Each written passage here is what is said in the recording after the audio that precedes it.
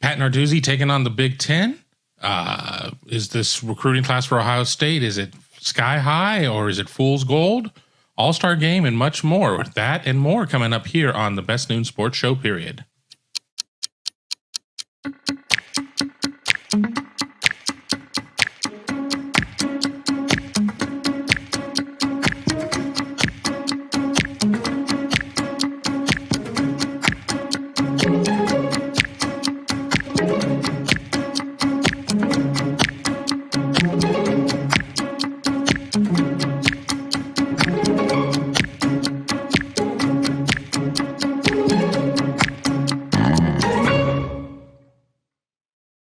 Welcome to the show. I'm your host, Kevin Noon. It's the Best Noon Sports Show, period. It is Thursday, July 21st. For some of you, this will be the second time you've seen this show, a little different version. For some of you, it'll be the first. Apparently, we had some audio issues the first time around. So once it's done, it's done. There's not a lot I can do to fix it. So we're just going to re-record it because it's easier. And that's where we're at. So for those of you who've been watching, please be sure to subscribe to the channel, hit the bell, don't miss a single episode out there. Let's get right to it. And I planned on starting the show talking about some other things, and then I read the comments by Pittsburgh head coach Pat Narduzzi. Don't have the quotes in front of me. I don't have my notes in front of me because I recorded the show 2 hours ago and then had to re-record it. So apparently somewhere, I'm guessing ACC Media Days, he was asked about the Big Ten or whatnot. Remember that Pittsburgh and Michigan State played, and he kind of said that if they would have had Kenny Pickett, that they should have really been able to beat Michigan State, and if Michigan State was, one of the best that the Big Ten had to offer, then Pitt should just join the Big Ten and try and run things. Now, is that flag waving for his own program? Is that flag waving for his conference? Is that some sort of real belief? I think it creates some interesting arguments out there, some interesting discussions. Oh my God, I can't believe he's disrespecting the Big Ten like that. Well, at risk of disrespecting Michigan State, was Michigan State truly one of the best teams in the conference last year? If you look at the Ohio State game, I would say no. Ohio State immediately jumped on Michigan State, a depleted Michigan State team, and never really let the Spartans up for air. But then again, Michigan State did win some big games, but it wasn't a case of, I never felt that Michigan State truly was a dominant team of any sorts last year. So in doing so, I don't know if his comment was wholly factual in terms of how, where Michigan State was in the Big Ten pecking order.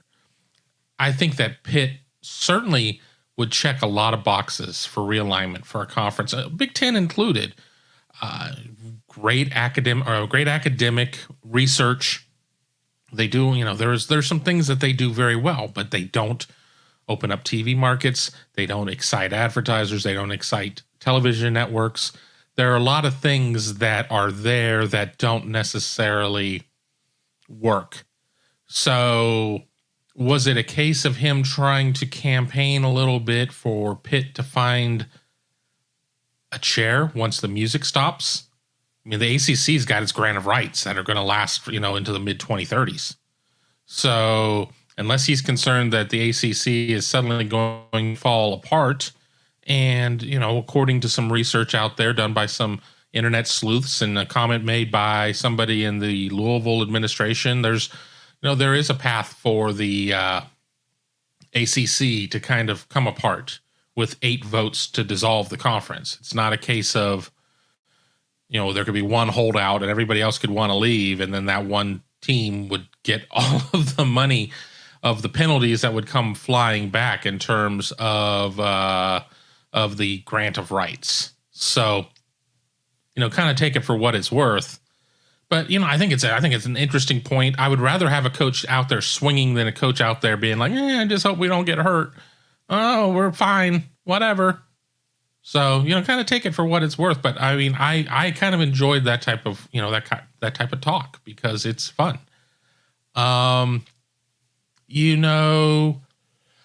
let's get to the point that I really wanted to make in this show in the first place. And that was a comment I brought up on Twitter. You can find me on Twitter at Kevin_noon. A comment I made on Twitter on Monday about Ohio State fans could wholly accept that this is the number 1 or number 2 class in the nation. Recruiting wise, team rankings right now, right this minute, not January, not February, right now, July 2022, and still be concerned that the sky is falling. And I was immediately greeted with comments saying, well, because the wide receiver class is so weighted, it's carrying the class. And to a certain extent, I say, yeah, I'm going to say, yeah, that's there's some truth to that. You have a receiver class of the Rodgers, Noah and Bryson, no relation, not the same spelling, Brandon Ennis and Carnell Tate. That's going to lift any class. That's going to put a lot of points in there because the system is agnostic. The system doesn't care about your points, or your players. They just care about your points. They don't care.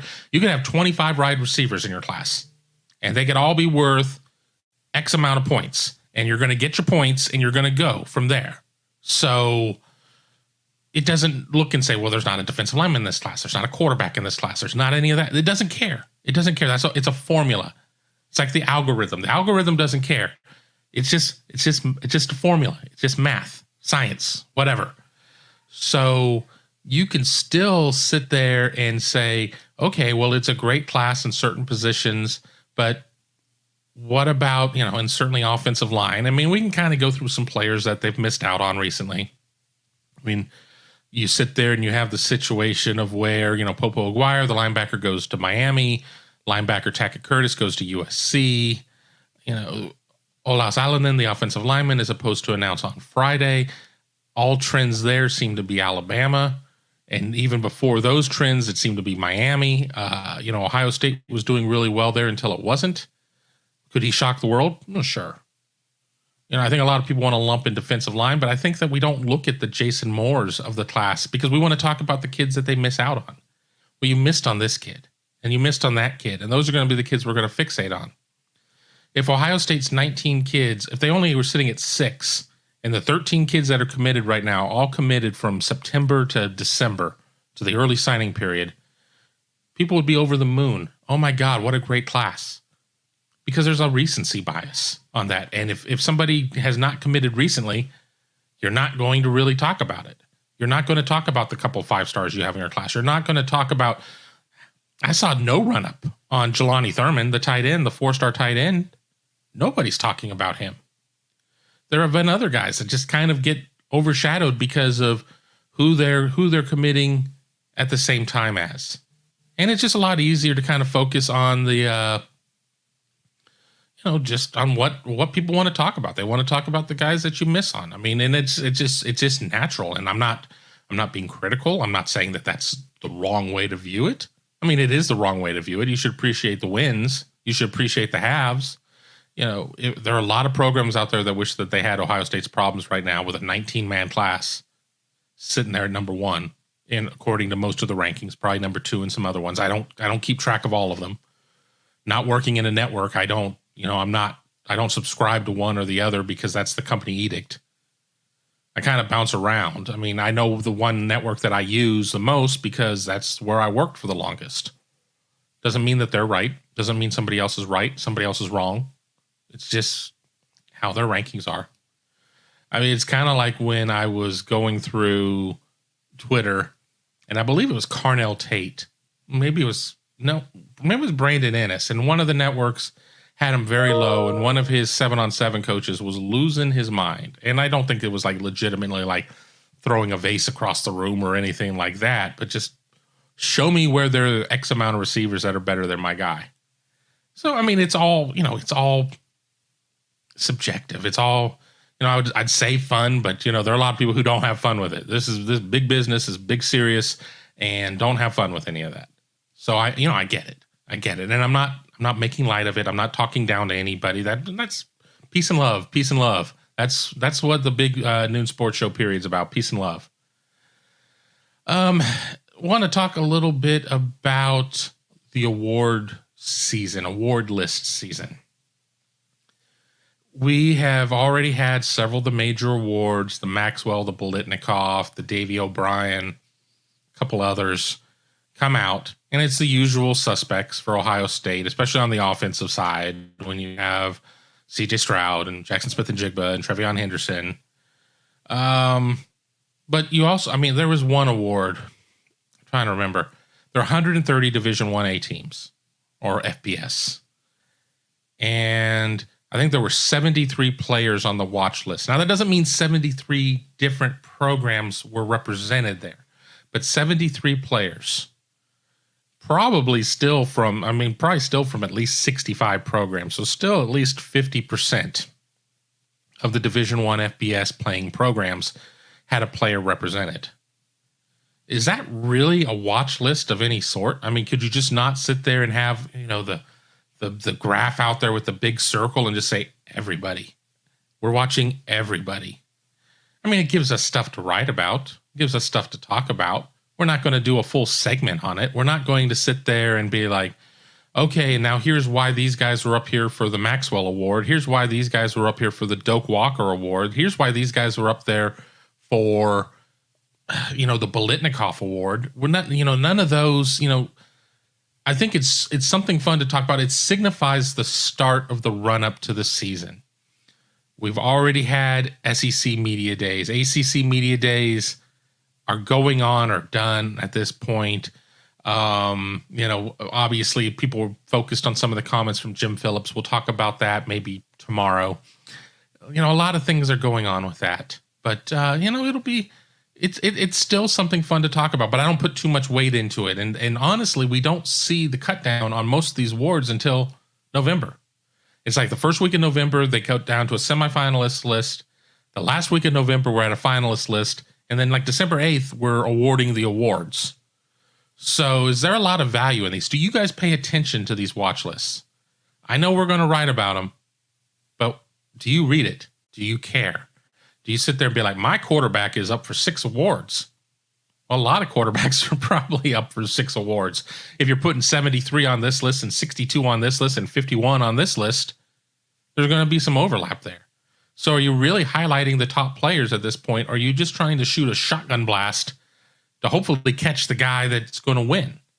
I mean, wouldn't it be something if somebody came in from none of the lists and won all the hardware, or all the hardware that they could? You're not going to have a running back winning the, Outland Trophy.